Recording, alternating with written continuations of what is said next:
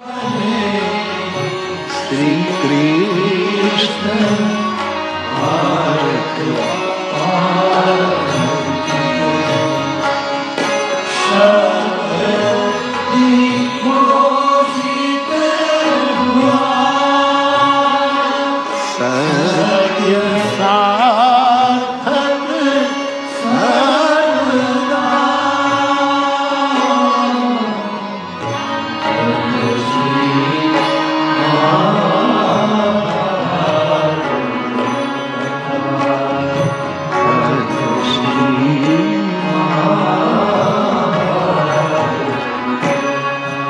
આપ સૌને ખબર છે, મેં ઘણી વખત આ વાત કહી છે, જેની પાસેથી મને રામકથા મળી છે, મારા સદગુરુ, મારો બુદ્ધ પુરુષ, મારું બધું જ, એમણે કોઈ દિવસ રામકથા ગાઈ નહીં, મહાભારતની કથા જ ગાઈ, રામકથા કરી નહીં ક્યારે.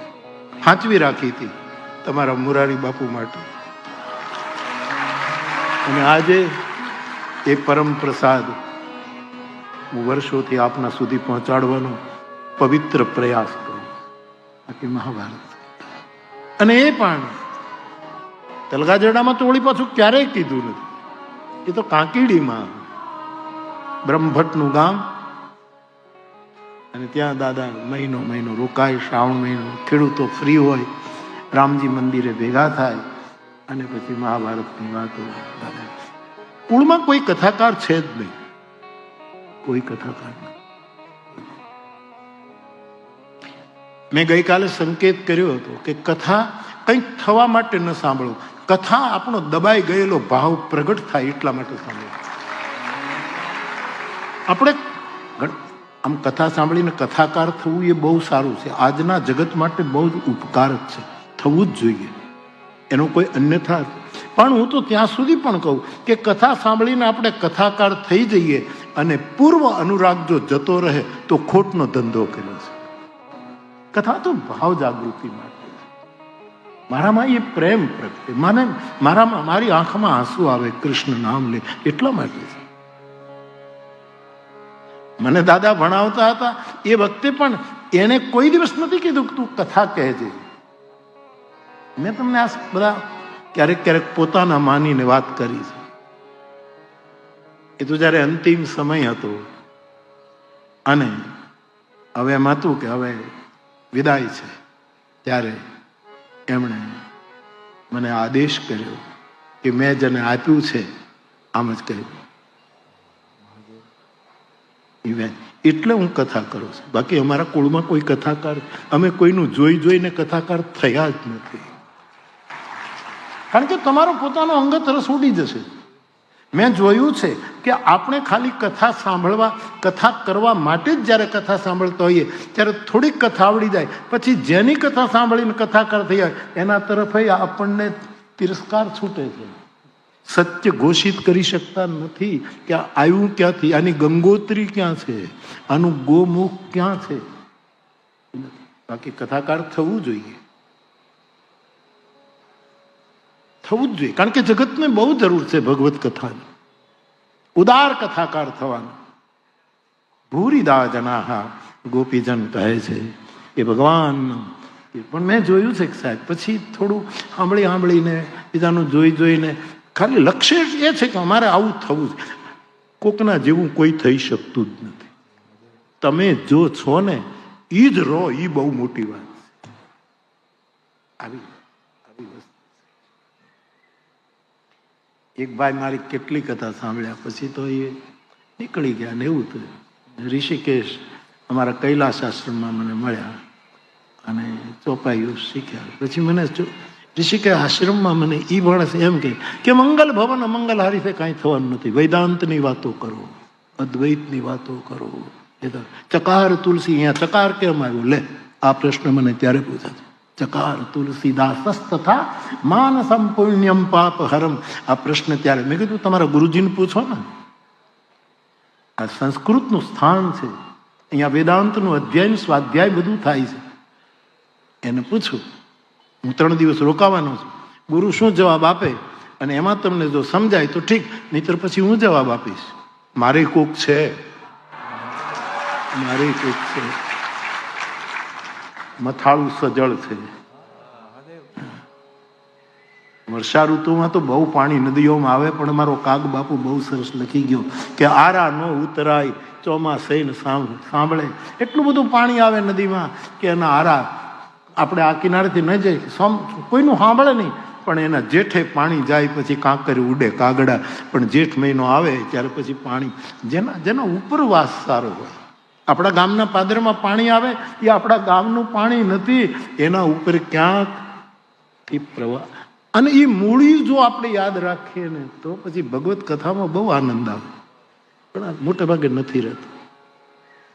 લાયકાત વગર મળી જાય ને સાહેબ, તપસ્યાથી મળવું જોઈએ, તપસ્યાથી પ્રાપ્તિ થવી, નહીતર પછી પતતું નથી. આ તો સિંહનું દૂધ છે સાહેબ, સિંહણનું દૂધ છે, જેવા તેવા પાત્રમાં. બાકી કથાઓ કરવી જ. મારા કેટલા યુવાનો મારી પાસે આવે કે બાપુ અમે કથા કરો જ બાપ, ખૂબ કરો કથા, જગતને બહુ જરૂર. પરંતુ ગોમુખ વિસરાઈને જાય એનું ધ્યાન રાખો, નહીતર આપણે આનંદ નહીં લઈ શકીએ, બીજું કઈ નહીં. પછી મૂળ પુરુષની જ ભૂલો કાઢવા માંડશું. પછી આમ કહ્યું પ્રવચન માટે કથા ન સાંભળવું, પ્રેમ કરવા માટે કથા સાંભળવું. પ્રેમની જરૂર છે. બાકી સારી વસ્તુ લઈએ ને આપણે કરી શકીએ, એમાં કોઈ તો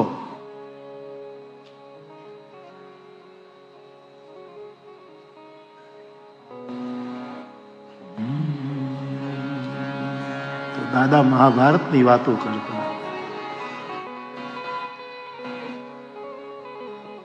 એને લીધે મહાભારત તરફ પણ ગતિ રહી, ગીતા તરફ ગતિ રહી. તો કર્ણની વાતો થોડી. કર્ણની વાત સાંભળવા માટે તમારી પાસે કર્ણ હોવા જરૂરી છે. એક કર્ણની વાત સાંભળવા માટે 2 કર્ણ જરૂરી છે.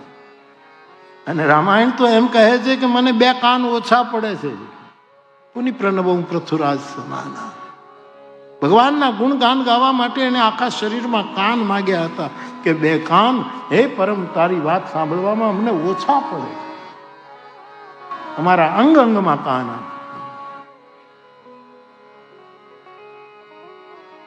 પહેલી વિડંબના એ છે એને ત્યજી દેવામાં આવે. અધિરથ અને રાધા જોવે છે આના કાનમાં કુંડળ છે, પહેલેથી કુંડળ છે, એના શરીર ઉપર કવચ છે, આ કોઈ દેવતા છે.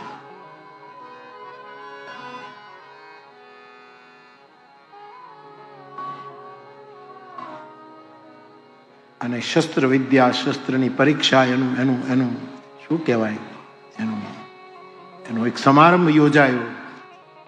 ગાંધારી બેઠી છે, માં કુંતા બેઠી છે,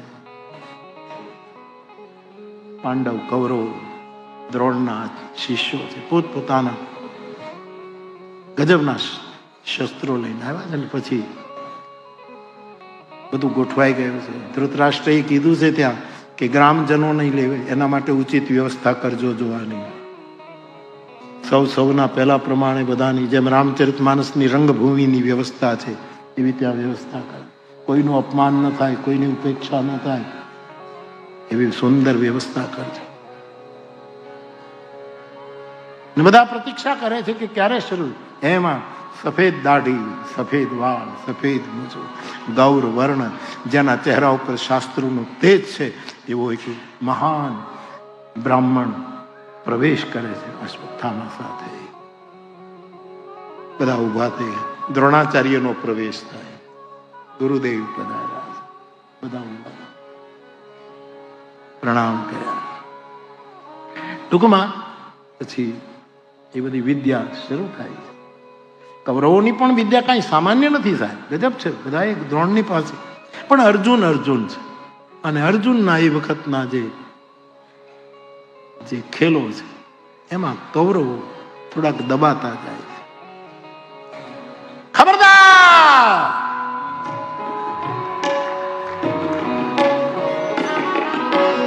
એક અવાજ થયો પૂર્વ દિશાના દ્વારે, અને અહીંયા ખેલ ચાલતા હતા અને બધા કોણ છો? અને આવ્યો રાધે કરીને આવ્યો સાહેબ, ઉભા રહી જાઓ, ખેલ પૂરો નહીં કરો, હજી મારી શસ્ત્ર વિદ્યા જુઓ, હું પરશુરામનો ચેલો છું.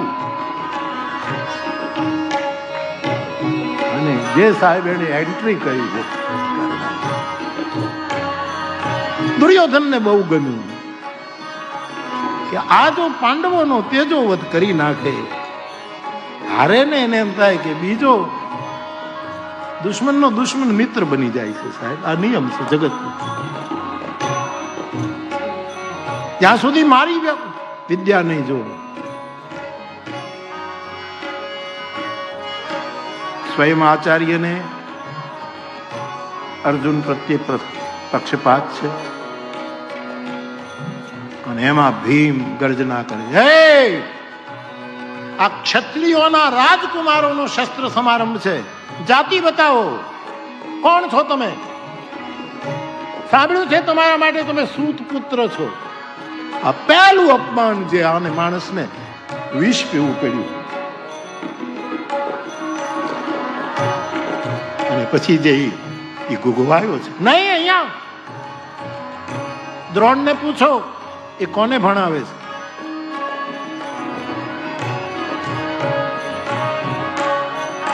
કયા દેશના રાજા છો તમે? આ રાજકુમારો કયા દેશના રાજકુમાર? તમારે કયું સ્ટેટ છે? અને દુર્યોધનને તો ગમ્યું કે કોક નીકળ્યો અને સીધો ઊભો થયો કે એ યુવાન અહીંયા આવ, હું તને આજથી અંગ દેશનો રાજા બનાવું. કર્ણના ભાલમાં તિલક થયું છે, આજથી અંગ દેશ તારો. અને એ પછી જે મિત્રતા માણસે નિભાવી, ભલે ખોટી જગ્યાએ મિત્રતા હતી પણ દગો ન દીધો.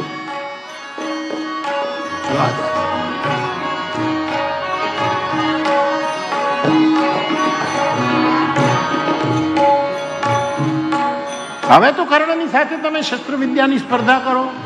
વળી પાછો આવ્યો કે નહીં નહીં, એ તો બીજાનું આપેલું છે, પોતાની કમાણી નથી. આ કોકનું આપેલું નોબેલ પ્રાઇઝ એમને ન લઈ લેવાય સાહેબ.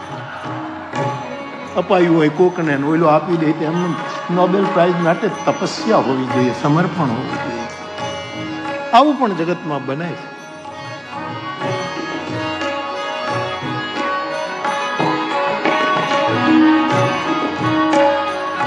આવા થોડા પ્રસંગો મને રામકથાના જ્યારે ચાલતું હતું ત્યારે વચ્ચે વચ્ચે કહેતા હતા. એટલે અત્યારે પ્રસ્તુતિ મારી છે પણ માલ તો ગોમુખનો છે, માલ તો એ ગુરુનો.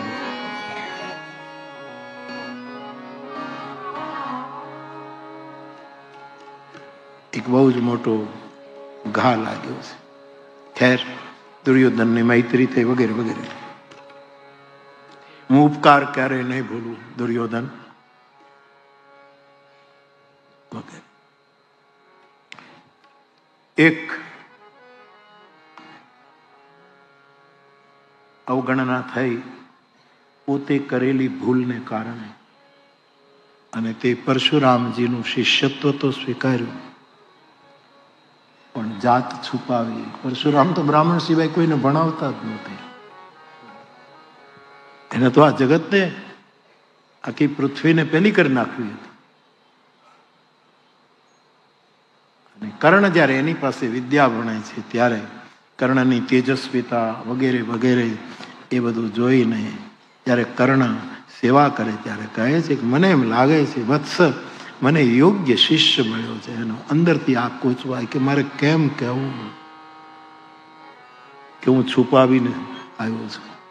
એક દિવસની સેવા છે, પરશુરામજીની ચરણ સેવા કર્ણ કરે છે, અને એમાં એક લોહીનો રેલો પરશુરામજીની પીંડી ગોઠણ કે પોતાના સાથળ તરફ એને ગરમ ગરમ કંઈક લાગ્યું અને પરશુરામજી બેઠા થઈ ગયા. શું છે? જોયું તો લોહી. આ લોહી ક્યાંથી આવ્યું? કર્ણને કહ્યું આ લોહી? કે ગુરુજી કઈ નહીં, હું ચરણ સેવા કરતો હતો, તમે વિશ્રામમાં હતા, પણ મને એક કીડાએ મારી પિંડી કાપી. એક કીડો મને કરડતો હતો, હું જરાક હલું ના તો તમારી નિદ્રામાં વિક્ષેપ થાય, અને એટલે લોહી નીકળતું હતું, પણ એ નીકળીને મને માફ કરજો. તારા પગને કીડાએ કાટ્યો અને છતાંય તું બેસી રહ્યો, તું બ્રાહ્મણ નથી લાગતો. જલ્દી બોલ, જલ્દી બોલ. પછી તો સત્ય મોડું મોડું કહી દેવાય તો બહુ સારું. ભલે અમુક સમય સુધી આપણે ખેલ કરીએ, પણ મોડે મોડે સત્ય કલ્યાણ કરશે, સત્ય કૃત્ય કરશે. જલ્દી બતાવો. પછી એને કીધું કે મને લોકો સુતપુત્ર કહે છે, હું રાધે છું, મારે વિદ્યા પ્રાપ્ત કરવી. પરશુરામની આંખમાં આંસુ ના આવે, અગ્નિ હોય સાહેબ. એની આંખ ભીની થઈ ગઈ કે મારી સાથે આટલો મોટો ધોખો. પણ હવે શિષ્ય છે, ગુરુ તો ગુરુ છે ને સાહેબ. ગુરુ તો ગુરુ ગમે તેવો હોય, આક્રમક હોય તો ગુરુ છે. નિર્વાણ દાયક ક્રોધ જાકર, એ આપણા ઉપર ક્રોધ કરે તો એ આપણું કલ્યાણ કરી નાખે સાહેબ. કૃપા કરે ત્યાં તો આપણે પચાવી ન શકીએ, પણ ક્રોધ કરે તો તારી દે.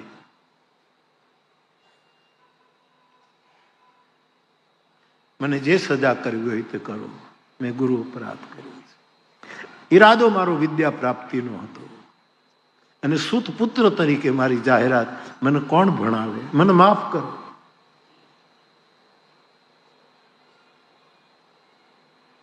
અને ટૂંકમાં પરશુરામ કહે છે, બધી જ વિદ્યા તું મારી પાસેથી લઈ ગયો છું, પણ જા, જરૂર પડશે ત્યારે છેલ્લી ઘડી આ બધી જ વિદ્યા ભૂલાઈ જશે.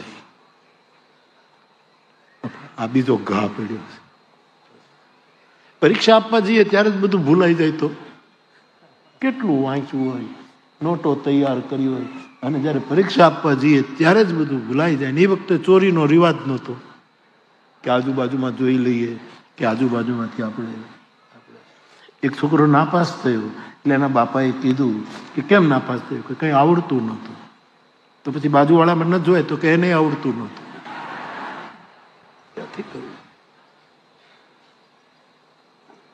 શાપ આપ્યો છે. જીવનની એક વિડંબના. નિયતિ શું કરે છે માણસને કેવા. આ બધા મહાન, આમાં કોઈ ગુણદોષ નહીં જોતા પ્લીઝ. આ મહાન પુરુષોની, આ કૃષ્ણની લીલા છે, અને આ મહાભારતના બધા જ પાત્રો એના રમકડા છે સાહેબ. એને જેમ ઉમા દારૂ દોષિત કી નાઈ સબહી નચાવત, રામ ગોસાઈ નટ મરકટીવ સબહી નચાવત, રામ ખગેશ બેદ અસગાવત. આ બધી એની લીલા છે.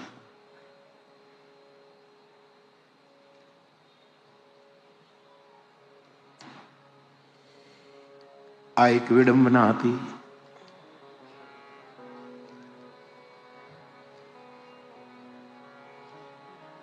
ટૂંકમાં આગળની વિડંબના, સૂર્યને અર્ઘ્ય આપી બપોર સુધી મંત્ર જાપ કરનારો કર્ણ બપોર સુધી મંત્ર જાપ કરે, અને એક બ્રાહ્મણ આવીને ઉભો રહ્યો.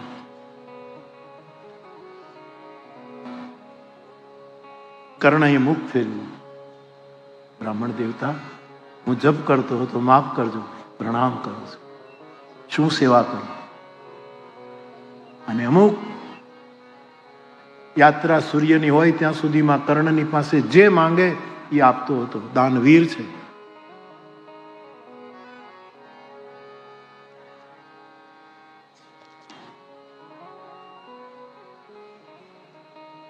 શું આપું આપને, શું સેવા કરવું?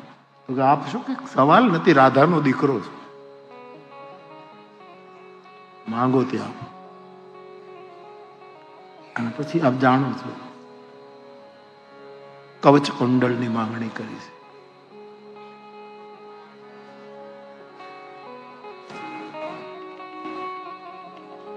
એમ કોઈ કપડા ફાડીને ફેંકી દે, કવચ ફેંકીને આપી દીધું. હવે કઈ બસ.